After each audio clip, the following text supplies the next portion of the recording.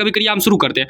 रासायनिक अभिक्रिया, रासायनिक अभिक्रिया, चलिए रासायनिक अभिक्रिया में भाग लेने वाले पदार्थ को क्या कहते हैं? अभिकारक। रासायनिक अभिक्रिया में भाग लेने वाले पदार्थ को अभिकारक कहते हैं। रासायनिक अभिक्रिया के फलस्वरूप बने पदार्थ को उत्पाद, रासायनिक अभिक्रिया के फलस्वरूप बने पदार्थ को उत्पाद, रासायनिक अभिक्रिया के फलस्वरूप बने पदार्थ को उत्पाद कहते हैं। रासायनिक अभिक्रिया को संकेतों एवं सूत्रों के द्वारा दर्शाना क्या कहलाता है? रासायनिक समीकरण। रासायनिक अभिक्रिया को संकेतों एवं सूत्रों में दर्शाना रासायनिक समीकरण कहलाता है। अभिक्रिया का द्रव्यमान, उत्पाद का द्रव्यमान और संतुलित रासायनिक समीकरण, अगर आपको रासायनिक समीकरण संतुलन करना है तो अभिक्रिया का द्रव्यमान और उत्पाद का द्रव्यमान एकदम समान रहना चाहिए। तो चलिए दूसरा देखते हैं। रासायनिक अभिक्रिया में द्रव्यमान का न तो निर्माण होता है और न ही विनाश, यह द्रव्यमान संरक्षण का नियम है। रासायनिक अभिक्रिया में द्रव्यमान का न तो निर्माण होता है और न ही विनाश, यह क्या है? द्रव्यमान संरक्षण का नियम। द्रव्यमान संरक्षण का नियम क्या है? रासायनिक अभिक्रिया में द्रव्यमान का न तो निर्माण होता है और न ही विनाश। समीकरण संतुलन की विधि, अनुमान विधि, समीकरण संतुलन करने की दो विधि होती है, अनुमान विधि और बीजगणितीय विधि। अनुमान विधि और बीजगणितीय विधि।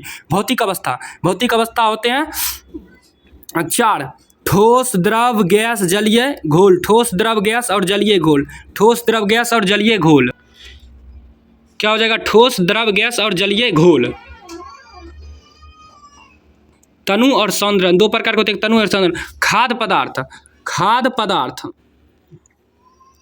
खाद्य पदार्थ का खराब होना क्या कहलाता है? विकृत गंधित। खाद्य पदार्थ का खराब होना विकृत गंधित। खाद्य पदार्थ का खराब होना विकृत गंधित। विकृत गंधित किसे कहते हैं? खाद्य पदार्थ का खराब होना।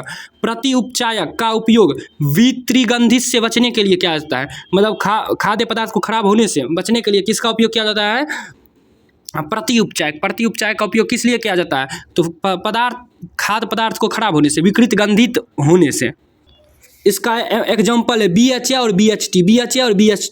BHA butylated hydroxy anisole, butylated hydroxy anisole, butylated hydroxy anisole, butylated hydroxy toluene, butylated hydroxy toluene. BHA और BHT, BHA और BHT। तो चलिए दूसरे में चलते हैं। चिप्स की थैली में नाइट्रोजन गैस भरा होता है, आपको पता ही होगा चिप्स की थैली में नाइट्रोजन गैस भरा है। मोमबत्ती हाइड्रोकार्बन का मिश्रण है। मोमबत्ती क्या है? हाइड्रोकार्बन का मिश्रण। मोमबत्ती हाइड्रोकार्बन का मिश्रण है।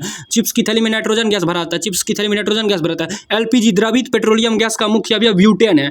क्या बोले? LPG का मुख्य अवयव ब्यूटेन है। द्रवित petroleum gas, liquid petroleum gas का मुख्य अवयव ब्यूटेन है।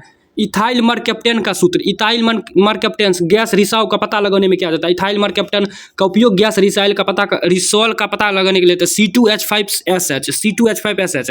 1 ग्राम LPG जलाने से 55 किलो जूल ऊर्जा प्राप्त होती है। क्या बोले? 1 kg LPG जलाने से 55 किलो जूल ऊर्जा प्राप्त होती है। 1 ग्राम LPG, समझिए 1 ग्राम LPG जलाने में 55 किलो जूल ऊर्जा